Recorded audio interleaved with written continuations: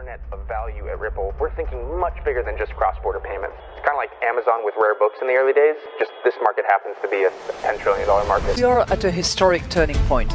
Said in the past that you are doing for money what email did for communication. Moving the whole revolution forward. Take on it. There's trillions of dollars parked around the world. XRP. Is there a possibility that Ripple could take over Swift one day? Well, welcome back, ladies and gentlemen, top. So 24 hours script. Let's get right into today's video. I talk about $100 XRP on this channel a lot because I know it's going to be hit 100%. In today's video, I'm going to show you a bigger picture of where things are going. And Citibank and Ripple are going to help me in showing you guys that big picture. Welcome back to another episode, ladies and gentlemen. Sit back, relax, because you do not want to miss out on this once-in-a-lifetime opportunity.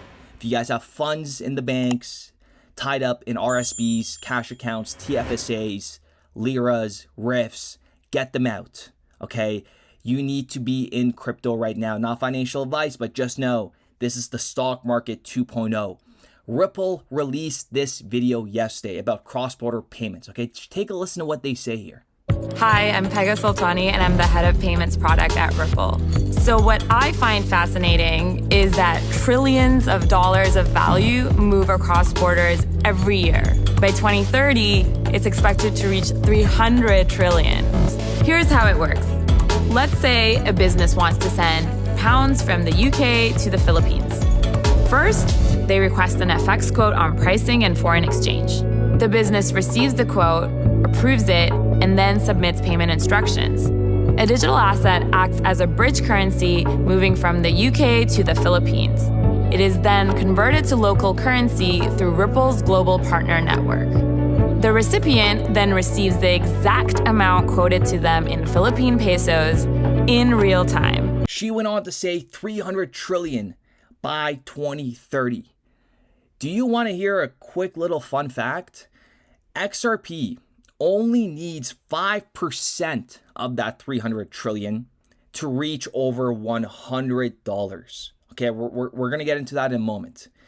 But so we have Ripple talking about 300 trillion by 2030, and then we have Citibank asking who is going to be moving the 250 trillion in the next 5 years. And listen to what they said here. Okay, these are some pretty big takeaways. Likewise, regulated stablecoins or tokenized bank deposits could help treasurers move large sums of money in cross-border payments. Harmonization and interoperability between so many jurisdictions and technology platforms will be the key to broader adoption. And remember what David Schwartz said. Every financial institution on the planet to settle with every other financial institution in a compatible jurisdiction in any asset in seconds for less than a penny. And they're even telling you that digital assets have yet to scale. However, interesting use cases such as smart contracts and real-time liquidity are already emerging. And do you remember Ripple stating that 2024, they believe that they are going to see a major scaling in the crypto industry. So for us, in a world of hype, in a world of experimentation, in a world where people talk about the opportunity and really the speculation of digital assets, we feel like XRP is the only digital asset really poised to solve a problem at scale, a global payments problem. And they even went on to say that digital assets will have a place in cross-border payments, but it's too early to say what that may be. Shout out to Cypress for this one.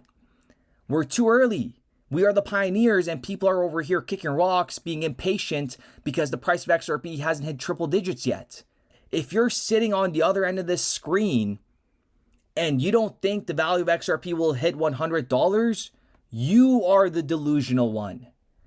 We are not, I am not the one that's delusional or spreading hopium. This is just all facts. If they're talking about $300 trillion just in cross-border payments, we're not talking about tokenized bonds, derivatives, real estate. We're leaving so much out, and people are still saying XRP won't reach $100.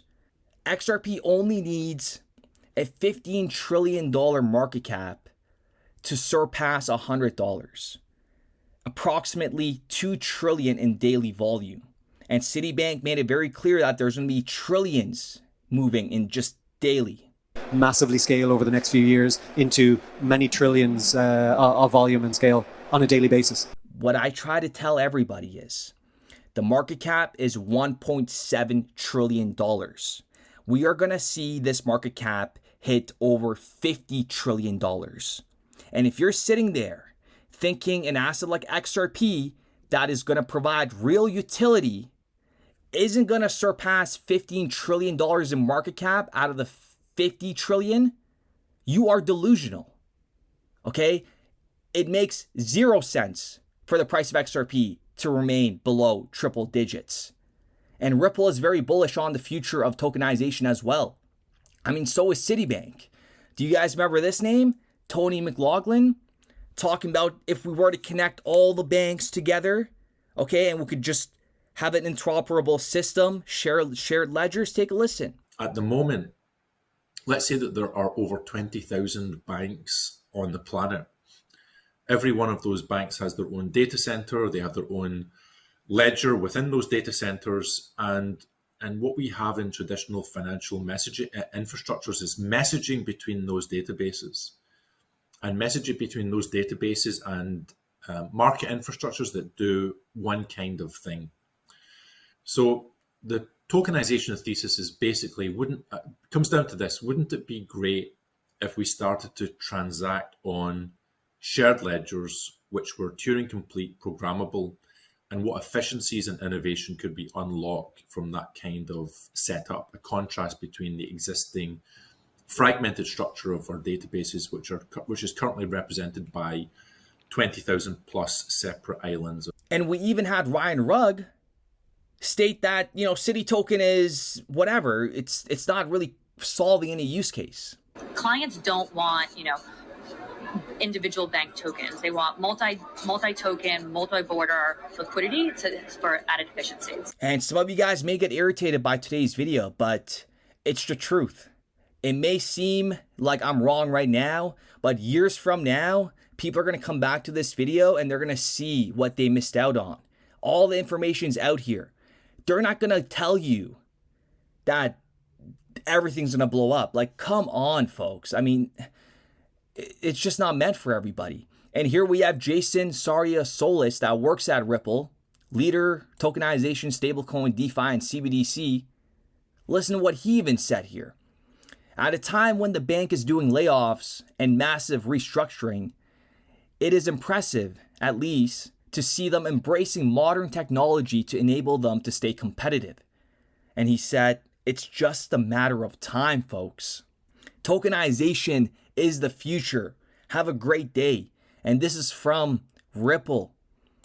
And we're talking about stablecoins, tokenized deposits, cross-border payments, tokenized bonds. Like, there's just too much money out here. And they're moving that over to blockchain. But like I said, just sit back and look at it from a market cap perspective. The whole crypto industry is at $1.7 trillion in market cap. It peaked at 2.5 trillion. And let me tell you one thing that is going to play out really well. In a moment, it's probably going to be this year, this market cap is going to skyrocket past 5 trillion, 6 trillion, and then it'll get to 10 trillion. Do you really think that these institutions are going to give us time to buy these coins in terms of the market cap is going to go to 5 trillion, it's going to hang around for 2 years at 5 trillion, and then it's going to go back, it's going to go up to 8 trillion, it's going to hang around at 8 trillion for 3 years, and then it's going to go up to 20 trillion, it's going to hang around for a couple of years so we could accumulate? No, there's going to be a time where this market cap will just boom. It's going to happen this year. And by 2024, we should be above 6 trillion minimum in this whole crypto sector. With that being said, ladies and gentlemen, I do appreciate every single one of you guys. Let me know what you guys think in the comments down below. Okay? A $15 trillion market cap for XRP is peanuts. Come on, folks. It is peanuts. 15 trillion. And that puts the value over $100 per XRP. And that's with 100 billion XRP in circulation. Again, I'm being extremely conservative. With that being said, we'll be back with another episode. If you got something rude to say, don't say it. You could put way better comments in the comment section below that I could actually reply to. You could call XRP a poo coin. You could call it whatever. But I'm telling you right now, you are going to look extremely stupid for not having a decent bag of XRP. Not financial advice.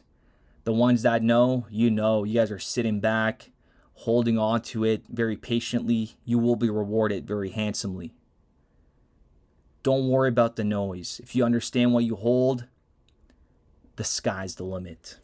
We started building RippleNet with the thesis that crypto liquidity would eventually be able to support robust global payments, large payments. RippleNet was designed so that customers seeing the benefits of our fiat-based network could flip the switch to ODL once the market was mature enough. And this is exactly what's happening. Flip the switch.